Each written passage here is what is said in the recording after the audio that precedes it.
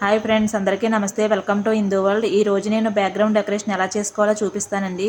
వరలక్ష్మి వ్రతం రోజు ఇలా బ్యాక్గ్రౌండ్ డెకరేషన్ చేసుకుని కలశం పెట్టుకుంటే చాలా అందంగా ఉంటుంది, చాలా నీట్గా కూడా ఉంటుంది. నేను మామిడాకులు పువ్వులతో ఎలా డెకరేషన్ చేసుకున్నాను, అలాగే బ్లౌజ్ పీస్తో ఎలాగా శారీ లాగా డ్రాపింగ్ చేసి కలశానికి అలంకరించుకున్నాను, పువ్వులతోనూ నగలతోనూ ఎలాగ అలంకరించుకున్నాను అనేది మీకు చేసి చూపిస్తానండి. చాలా ఈజీగా చాలా తొందరగా అయిపోతుందండి బ్లౌజ్ పీస్తో డ్రాపింగ్ అనేది. ఇప్పుడు మీరు చూడండి, శారీతో కొంచెం కష్టంగా ఉంటుంది కదా, శారీతో రాని వాళ్ళు ఇలాగ బ్లౌజ్ పీస్తో ట్రై చేయండి, చాలా అందంగా వస్తుందండి, చాలా బాగుంటుంది. ఇప్పుడు నేను బ్యాక్గ్రౌండ్ డెకరేషన్ ఎలా చేయాలో చూపిస్తానండి. ఈ డెకరేషన్ కోసం ముందుగా నేను మామిడాకులు తీసుకున్నానండి. మామిడాకులు శుభ్రంగా కడిగి దుమ్ము ధైర్యం లేకుండా శుభ్రంగా కడిగానండి. కడిగిన తర్వాత ఈ చివరనున్న కొనలు ఈ విధంగా తుంచుకున్నాను. చూడండి, ఈ ఆకులను ఇలా రెడీ చేసి పెట్టుకోవాలి. ఇలా పెట్టుకున్న తర్వాత మామిడాకులను ఆ చివర ఈ చివర వరకు పట్టుకుని ఇలా ఫోల్డింగ్ చేసి పిన్ చేసుకోవాలండి, ఊడకుండా. ఇలా ఈ విధంగా ఆకులన్నీ కూడా మనకి ఎన్ని అయితే కావాలనుకుంటున్నామో, డెకరేషన్ ఎలా అయితే చేసుకుందాం అనుకుంటున్నామో దానికి తగ్గట్టుగా ఎన్ని ఆకులు కావాలంటే అన్ని ఈ విధంగా చేసి పక్కన పెట్టుకోవాలి. శుభకార్యాలకు అలాగే పండగలకు మనం మామిడాకుల తోరణాలు ఖచ్చితంగా కట్టుకుంటామండి. ఈ మామిడాకులు తోరణాల కింద గుమ్మాలు కట్టడం వల్ల కార్బన్ డైఆక్సైడ్ను పీల్చుకునే మంచి ఆక్సిజన్ను రిలీజ్ చేస్తుందండి. అందుకే మన పెద్దలు ఖచ్చితంగా శుభకార్యాలకు పండగలకు కూడా మామిడాకులు తోరణాలు ఖచ్చితంగా కట్టుకోవాలని చెప్తారండి. ఇప్పుడు చూడండి, నేను ముందు ఫోల్డింగ్ చేసుకుని పిన్ చేసుకున్న మామిడాకులు అన్నిటిని కూడా ఇలా ఫ్లవర్ లాగా చేసుకుని మధ్యలో అన్నీ కలిపి మధ్యలో ఒక పిన్ చేసుకుంటున్నాను. 5 ఆకులు కలిపి ఇలా చేశానండి. ఇప్పుడు ఈ ఆకుల మధ్యలోకి ఒక ఫ్లవర్ పెట్టుకోవాలండి. మనం ఈ ఫ్లవర్ నేను 2-in-1 ప్లాస్టర్తో అతికించుకుంటున్నాను. మీరు ఈ 2-in-1 ప్లాస్టర్ కనుక లేకపోయినట్టే సూది దారంతో అయినా కుట్టుకోవచ్చండి. డబల్ టైప్ అని రెండు వైపులా కూడా జిగురు ఉంటుంది కదా, ఆ ప్లాస్టర్ అండి. 2-in-1 ప్లాస్టర్తో ఇలా అతికించుకున్నాను. చూడండి, చక్కగా ఉందండి, అసలు ఉడమంటే ఉడదు. తర్వాత నేను వేరే దాంట్లోకి చామంతి పువ్వులు కూడా పెట్టుకుంటున్నాను. ఈ చామంతి పువ్వులు కూడా ఈ 2-in-1 ప్లాస్టర్తో అతికించుకుంటున్నాను. లేదంటే సూది దారంతో అయినా గుచ్చుకోవచ్చండి. నేను అది కూడా చూపిస్తాను. ఇలాగ మనకి ఎన్ని కావాలంటే అన్ని ఫ్లవర్స్ ఈ విధంగా తయారు చేసుకుని పక్కన పెట్టుకోవాలి. ఇవన్నీ కూడా నేను తయారు చేసి పక్కన పెట్టుకుని ఉంచుకున్నానండి. ఇప్పుడు సూది దారంతో చామంతి పువ్వు ఎలా గుచ్చుతానో ఆకుల్లోకి చూడండి. ఈ సూది దారాన్ని లావు సూది ఉండాలండి, కొంచెం పెద్ద సూది ఉంటే చక్కగా పని స్పీడ్గా అయిపోతుంది. ఈ సూది దారంతో ఈ చామంతి పువ్వుని కూడా ఈ విధంగా గుచ్చుకోవచ్చు. ప్లాస్టర్ ఉంటే 2-in-1 ప్లాస్టర్ ఉంటే ప్లాస్టర్తో అయినా అంటించుకోవచ్చు, లేదంటే ఇలాగ సూది దారంతో అయినా ఇలాగ గుచ్చుకోవచ్చు అండి. ఇది కూడా చాలా గట్టిగా స్టిఫ్గా ఉంటుందండి, అస్సలు ఊడదు.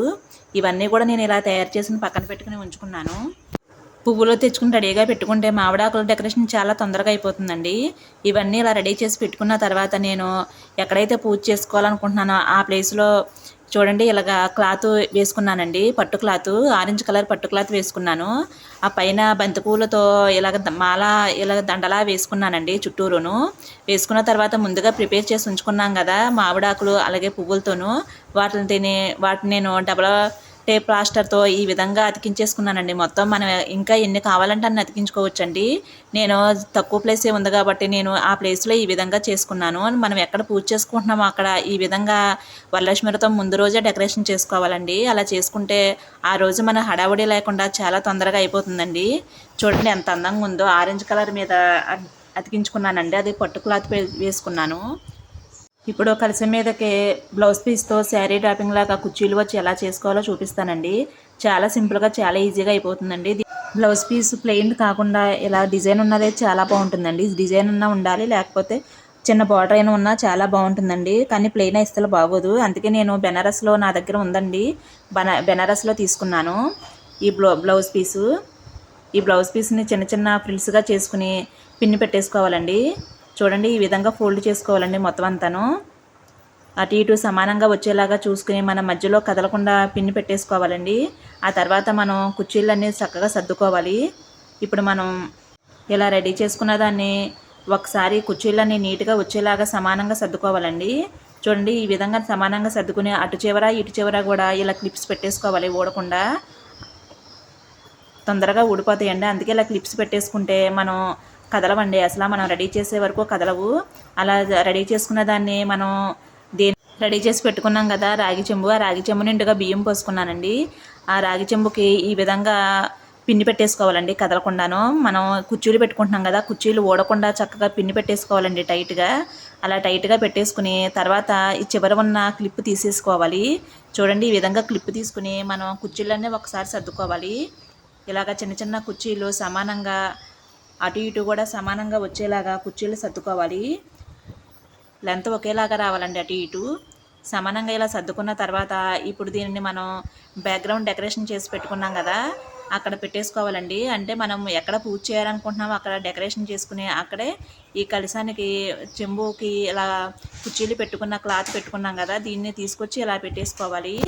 చూడండి, తర్వాత సమానంగా అటు ఇటు కూడా సమానంగా వచ్చేలాగా కుర్చీలు సర్దుకోవాలి.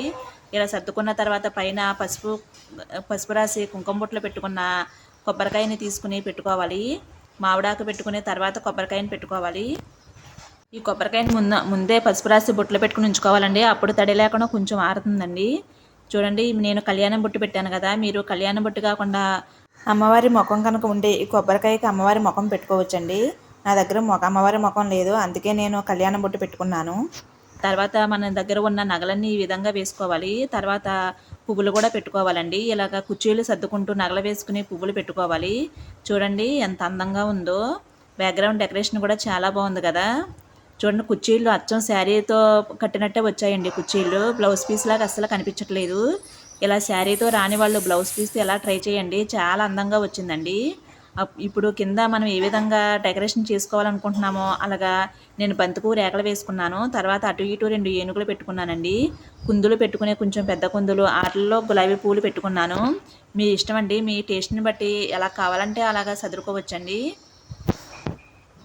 చూడండి, నేను గాజులు, పువ్వులు, డబ్బులు, పసుపు, కుంకుమ అలాగా నాకు ఇష్టమైన పద్ధతిలో నేను ఇలా డెకరేషన్ చేసుకున్నాను. వరలక్ష్మి వ్రతం రోజు ఈ విధంగా డెకరేషన్ చేసుకుంటే చాలా సింపుల్గా చాలా ఈజీగా అయిపోతుందండి. శారీతో కట్టడం రాని వాళ్ళు ఈ విధంగా బ్లౌజ్ పీస్తో చిన్న చిన్న ఫ్రిల్స్ చేసుకుని నీట్గా ఇలా కట్టుకోవచ్చండి. అమ్మవారి ముఖం అంటే అమ్మవారి ముఖం కూడా ఆ కొబ్బరికాయకి కట్టుకోవచ్చు. నా దగ్గర లేదండి, అందుకే నేను కళ్యాణం బొట్టు పెట్టుకున్నాను. చాలా బాగుంది చూడండి, మీకు నచ్చింది కదా. బ్యాక్గ్రౌండ్ డెకరేషన్ అనేది మనం ముందు రోజు ప్రిపేర్ చేసి ఉంచుకుంటే ఆ రోజు చాలా ఈజీగా అయిపోతుందండి. ఇలా బ్లౌజ్ పీస్ చిన్న చిన్న కుర్చీలు పెట్టుకోవడం, కలసం రెడీ చేసుకుంటాం అనేది చాలా ఈజీగా చాలా తొందరగా అయిపోతుంది. చూడండి ఎంత అందంగా ఉందో. ఈ వీడియో కనుక మీకు నచ్చినట్లయితే లైక్ చేయండి, షేర్ చేయండి, సబ్స్క్రైబ్ చేయండి. Thank you for watching.